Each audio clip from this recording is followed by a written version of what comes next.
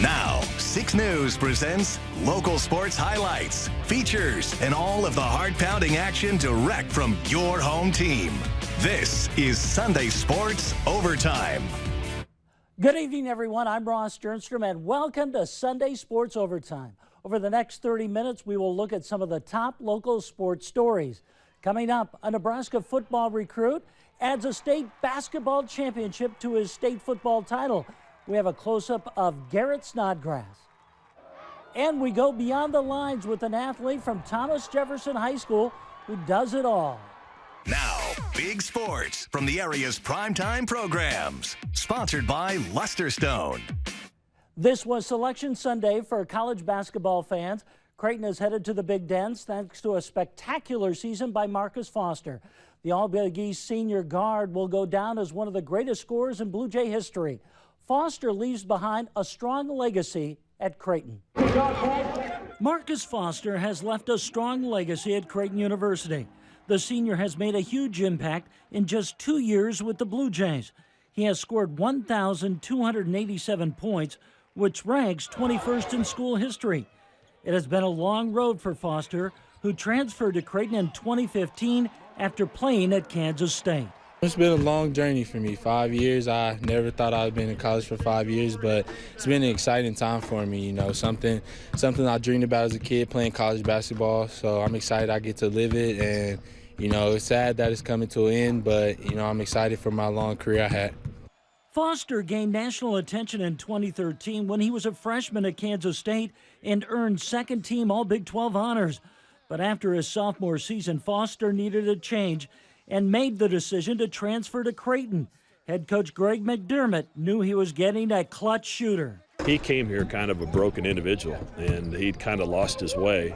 And, you know, with the help of his family, we were able to get him back on track. But that doesn't happen unless Marcus buys in. And he certainly bought into what we've asked him to do. He's really improved in every phase of the game. And, you know, we'll go down as one of the elite scorers to ever play here.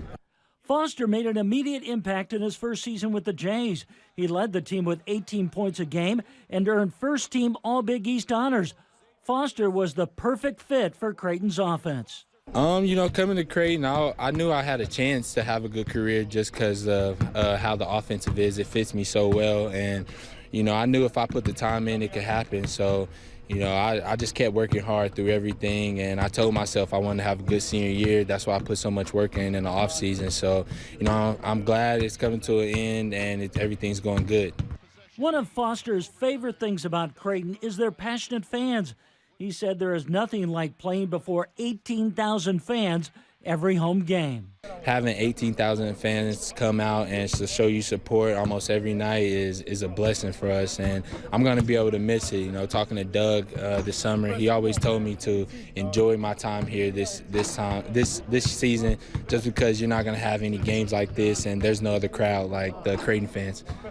Last year, Foster declined to enter the NBA draft and came back for his senior season. It all paid off. After averaging 20 points a game, he became the first player at Creighton to earn first-team All-Big East honors twice. Foster is also among the 10 finalists for the Jerry West Shooting Guard of the Year award. The future looks bright for the Creighton senior. You know, you have to do what's best for you. You know, for me, it was coming back what was best for me, and I'm having a great career out of it. Being the leader of this team, you know, for every game I have to come out now, and I have to be prepared for whatever's going to happen. And Foster will face his former team, the Kansas State Wildcats, in the opening round of the NCAA tournament. Foster's former head coach, Bruce Weber, is in his 5th season with the Wildcats. Creighton will face the Wildcats at 5:50 on Friday night in Charlotte, North Carolina. The game will be televised on TNT. The Wildcats come into the matchup with a 22-11 record and made it to the semifinals of the Big 12 tournament. Still to come on Sunday Sports Overtime.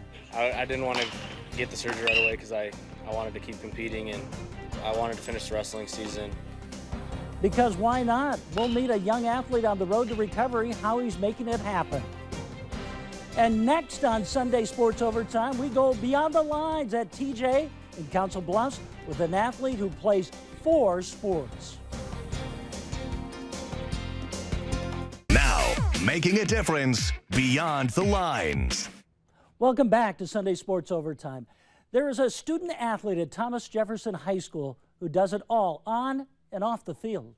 No matter the season, Josie Starner stands out, whether on the track, court, field, or even the stage. You always get some times where you just want to go home and sleep, but I mean, at the end of the day, you're only in high school once. You can only do these things for so long, so I'm very happy with being spread out across the boards. Her coaches and teachers value her work ethic and the positive effect it has on her teammates. One thing is she's a really good leader. She always is very motivational for the other kids. She leads by example, not just yelling. She's a vocal and a physical leader, and she's always positive. But even balancing 4 sports and singing and dancing on stage is not all that keeps the Thomas Jefferson High School senior busy. She also organized fundraising efforts to give back to people in her community. With all of that, she's done a lot of volunteer work. Last Christmas, a year ago Christmas, she organized this huge fundraiser for the entire school, trying to help out the Micah House and some other volunteer work. We dressed up as elves and coordinated with the Micah House, and they had Santa coming one day. So we went on the same day and dressed up as elves and went and sang Christmas carols and delivered them presents like from Santa. Josie's hard work has paid off, and she will be going to South Dakota next year, where she will be on track to help beyond the lines. I've just always had a drive to help people, and I want to do that somehow mixed in with my future career. I just don't know how yet. Last year, Starner was a medalist at the Drake Relays in the discus, and she hopes to pursue a career in communications at the University of South Dakota next fall. Coming up on Sunday Sports Overtime, a Husker football recruit wins a state title on the basketball court, too. Now, here's this week's local MVP. The boys' state basketball tournament wrapped up on Saturday with plenty of buzzer beaters and overtime thrillers.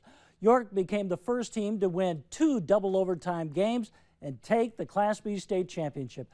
The Dukes were led by a Husker football recruit who now has 2 state titles. First down, Snodgrass. York's Garrett Snodgrass is a state champion on the football field and a state champion on the basketball court. The Nebraska football recruit added another piece of hardware to York High School's trophy case with their first state basketball title since 1944. Snodgrass's future may be with the football, but he has a passion for basketball. Basketball means just the same to me. You know, I'm a little better at football, but I love basketball. Really, just anything I do with my teammates here at York and wherever I'm at, it's a lot of fun to go out and compete. Snodgrass was the 3rd leading scorer in the Class B state tournament. He finished with 31 points over 3 games.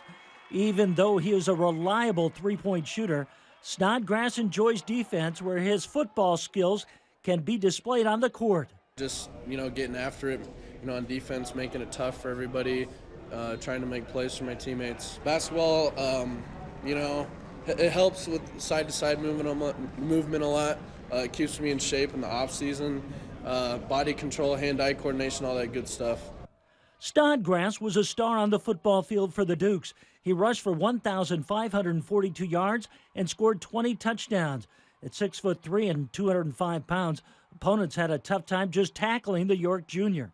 Besides football and basketball, Snodgrass runs the 200 and 400 meters during the track season and also throws the discus. He may be the state's best all-around athlete. I just love competing. I think it's helped me a lot, definitely. Track, building my speed and my strength and my athleticism. Basketball, just building continuity with my teammates. Like stuff I said earlier, like side-to-side movement, hand-eye coordination, all that stuff.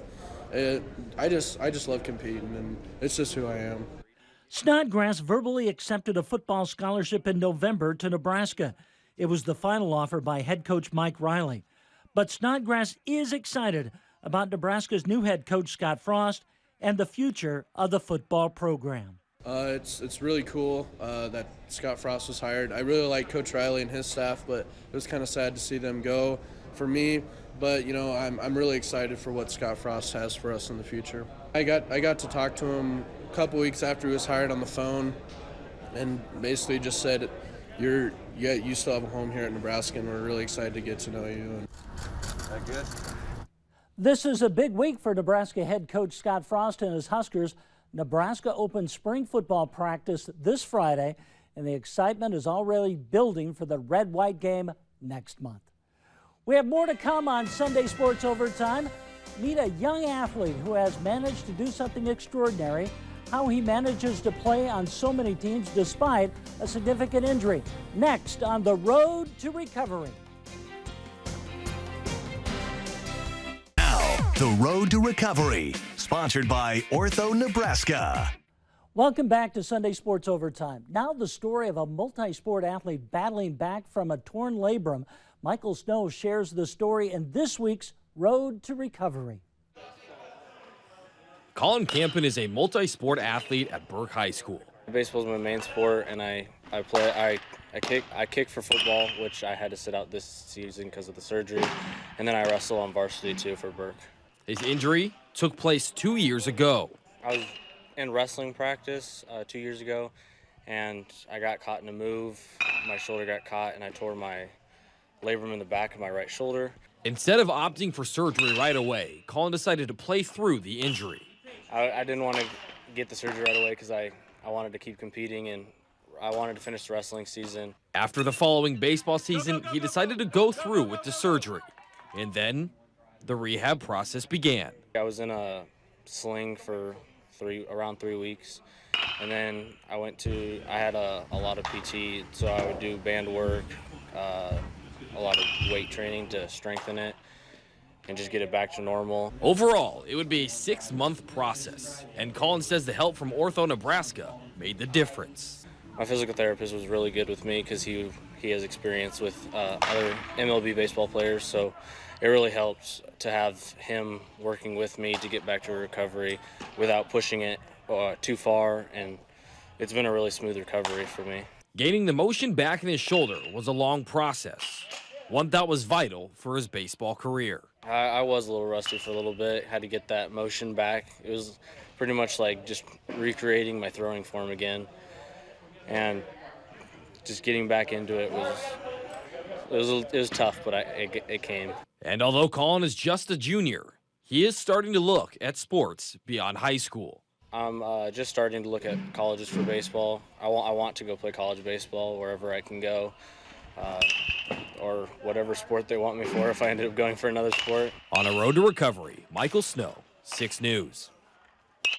That wraps up this week's edition of Sunday Sports Overtime. We will see you next week right here from all of us at WOWT6. Thanks for joining us, and good night.